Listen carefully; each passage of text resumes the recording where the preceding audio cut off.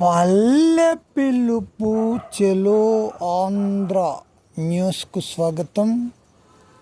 ఈరోజు ప్రధానాంశాలు. మన ఆంధ్రప్రదేశ్లో విద్యాశాఖ ఉన్నతాధికారుల యొక్క చర్యల వలన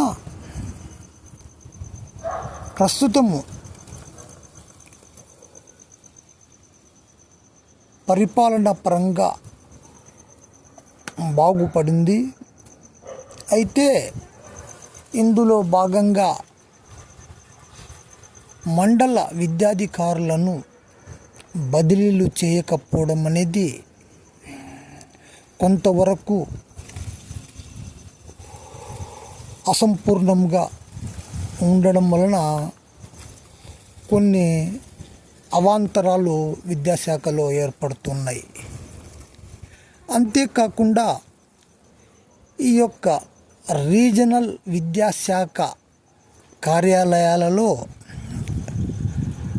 అక్రమ డెప్యుటేషన్లు వేసుకొని సిబ్బందితో లాలూచీలు పడుతూ ఉన్నట్లుగా కూడా తెలుస్తుంది. ఇందువలన విద్యాశాఖలో విద్యా ప్రమాణాలు తగ్గడము, ఈ యొక్క ప్రైవేటు పాఠశాలల నుండి లాభాలను ఆర్జిస్తూ అనేక రకములైనటువంటి అక్రమాలకు పాల్పడుతున్నారని తెలియవస్తోంది.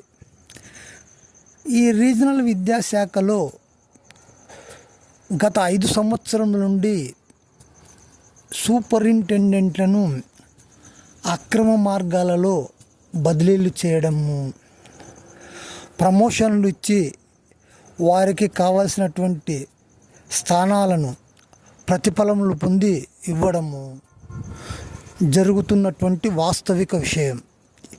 ఇటువంటి విషయాలపై ఉన్నతాధికారులు తనిఖీలు నిర్వహించి తగు చర్యలు గైకొనవలసిన అవసరము ఎంతైనా ఉంది. ఒక రీజనల్ విద్యాశాఖ అంటే 4-5 జిల్లాలు కలిసి ఉంటాయి.